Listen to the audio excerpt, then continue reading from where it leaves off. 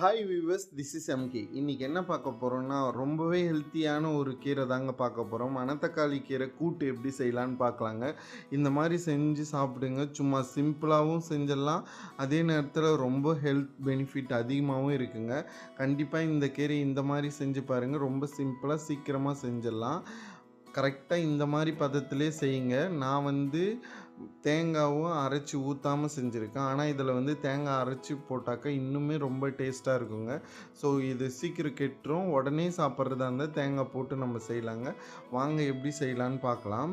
First ஒரு கடாயில் ஒரு கடாயில் ஒரு கிளாஸ் பாசிப்பருப்பு எடுத்து அதோடு மஞ்சள் கொஞ்சம் சேர்த்துட்டு தண்ணி ஊற்றி நல்லா அலசி எடுத்துடலாங்க தனியாக. நெக்ஸ்ட்டு அதோடு ஒரு 3 பச்சை மிளகாய் சேர்த்துடலாங்க. சேர்த்து நல்லா வேக வச்சிடலாம். வெந்த உடனே அதில் ஒரு பெரிய தக்காளியை கட் பண்ணி அதையும் இதோடு சேர்த்துடலாங்க. சேர்த்து நல்லா இந்த மாதிரி ஃபோம் கண்டென்ட் வர வரைக்கும் நல்லா வேக வைக்கலாம். நல்லா பருப்பு நல்லா வெந்து வரணும். இந்த மாதிரி நல்லா வேகட்டுங்க. நல்லா பருப்பு வெந்து வந்த உடனே நம்ம இந்த அளவுக்கு பதமாக பருப்பு வெந்து வரணுங்க. இந்த ஸ்டேஜில் நான் ஒரு கட்டு மணத்தக்காளி கீரையை எடுத்து நல்லா க்ளீன் பண்ணி வாஷ் பண்ணி பொடிசாக கட் பண்ணி வச்சுருக்கேங்க.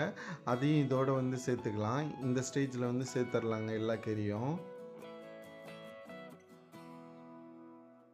ரொம்பவே இந்த மாதிரி கீரைலாம் ரொம்ப ஒரு மூலிகை மாதிரிங்க. எல்லா கீரையும் கண்டிப்பாக இந்த மாதிரி கீரைங்களை வாரத்தில் ஒரு நாளாவது சாப்பிடுங்க.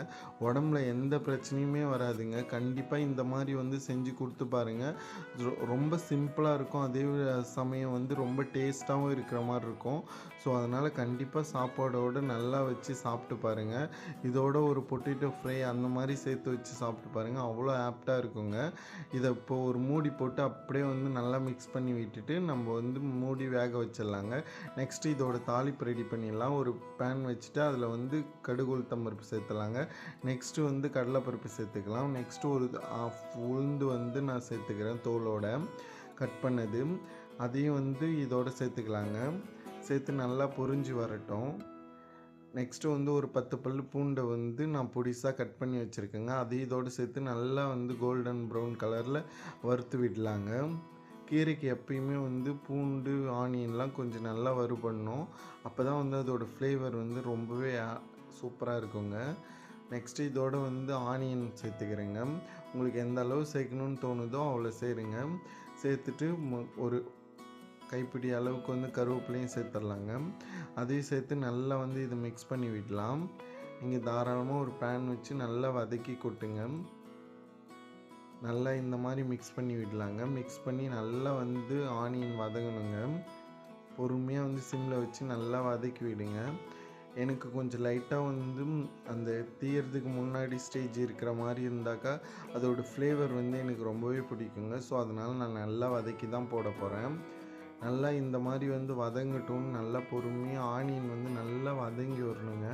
வதங்கி ஃப்ளேவராக இருந்தால் தான் கீரையோடு சாப்பிடும்போது அங்கங்கே ஒரு பீஸ் இருக்கும்போது ரொம்பவே டேஸ்ட்டாக இருக்கும். கண்டிப்பாக சாப்பிடும்போது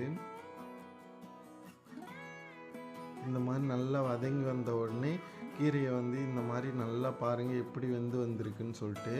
இந்த மாதிரி கீரை வெந்து வந்ததில் நம்ம வதக்கி வச்சதை இதோடு சேர்த்துடலாங்க. சேர்த்து நல்லா மிக்ஸ் பண்ணி விடலாம்.